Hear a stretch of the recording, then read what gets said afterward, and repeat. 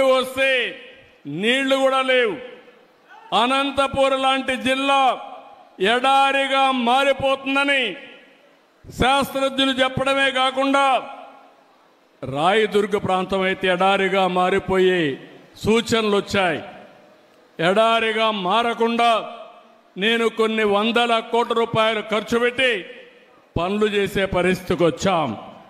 కానీ ఎన్టీ రామారావు గారి స్ఫూర్తిని మీరు చూస్తే ఆ రోజు తెలుగు గంగ, హంద్రి నీవా, గాలేరు నగిరి కాలువలు ప్రారంభించి రాయలసీమ రాళ్లసీమ కాదు రతనాల సీమ కావాలని ఫౌండేషన్ వేసిన వ్యక్తి ఎన్టీఆర్.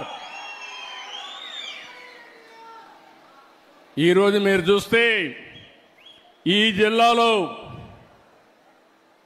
గండికోట ఆయన ఆ రోజు కట్టింది. అన్ని ప్రాజెక్టులు మనం చేసినంత కూడా ఆయన కట్టినట్టువే. కాంగ్రెస్ పార్టీ ఏం చేయలేదు తమ్ముళ్ళు. ఈ జిల్లాలో నాయకులు కథలు చెప్పారు తప్ప ఏమన్నా చేశారా మీకని అడుగుతున్నా. ఈ జిల్లాలో ఏమైనా అభివృద్ధి అయిందా అని మిమ్మల్ని అడుగుతున్నా. తెలుగుదేశం చేసిన అభివృద్ధి తప్ప కడప జిల్లాలో ఎప్పుడూ వాళ్ళు ఏమీ చేసిన పరిస్థితి లేదు. నిన్న కూడా ఇరిగేషన్లో మనమే చేశాం, మళ్ళీ హామీ ఇస్తున్నాం. ఇరిగేషన్లో పెద్ద ఎత్తున ప్రాజెక్టులు కట్టాం. కానీ ఆ ప్రాజెక్టులో ఉండే నీళ్లు వాడుకోలేకపోతున్నాం. ఆ నీళ్లన్నీ కూడా సమర్థవంతంగా వాడుకోవడానికి ఈ కడప జిల్లా నేను అన్ని విధాలా సహకరిస్తానని మీ అందరికీ హామీ ఇస్తున్నా. ఈ కడపలో ఒకప్పుడు మీరు చూస్తే ముఠా కక్షలు ఉండేటివి, చంపుకునే సంస్కృతి ఉండేది. నేను గర్వంగా చెప్పగలుగుతున్నా, ముఠాలను పూర్తిగా అణిచివేసిన పార్టీ తెలుగుదేశం పార్టీ.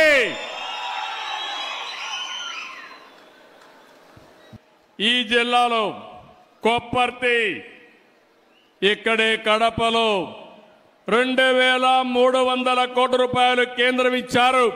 కొప్పర్తిని ఒక పారిశ్రామిక కేంద్రంగా తయారు చేసే బాధ్యత, మీకు ఉద్యోగాలు ఇప్పించే బాధ్యత నేను తీసుకుంటానని చెప్పి కూడా నేను మీకు తెలియజేస్తున్నా. ఇంకో పక్క స్టీల్ ప్లాంట్ కూడా ఉంది, దాన్ని కూడా పర్సూ చేస్తున్నాం. అది కూడా వస్తే ఈ జిల్లా ప్రగతి జరుగుతుంది. ఇంకో పక్క ఇది కాకుండా ఎంఎస్ఎంఈ పార్క్ ఒకటి ఇక్కడ పెట్టే ఇంత మునుపు ఆఫీస్ ఉంది, దాన్ని ఎక్కడా మార్చడం లేదు, ఇక్కడే ఉంటుందని కూడా మీ అందరికీ హామీ ఇస్తున్నా. నా ఆలోచన ఒకటి, ఎయిర్పోర్ట్లు చూశారు, ఇప్పుడే చూశారు మన ఎయిర్పోర్ట్ను కూడా 250 కోట్ల రూపాయలతో టర్మినల్ కూడా కడుతున్నారు. నేనే రన్వే కూడా ఇంప్రూవ్ చేయించాను. అప్పట్లో నేనే నైట్ ల్యాండింగ్ ఫెసిలిటీ పెట్టాను. 5 ఏళ్ళు ఒక్క ఫ్లైట్ రాలేదు. ఇప్పుడు ఫ్లైట్లు ప్రారంభమైనాయి. భవిష్యత్తులో కడప కేంద్రంగా అనేక నగరాలకు కనెక్టివిటీ వచ్చే పరిస్థితి వస్తుంది. ఎక్కడికి పోవాలన్నా మీరు వెళ్ళి పని చూసుకొని సాయంత్రం ఇంటికి వచ్చే పరిస్థితి వస్తుంది.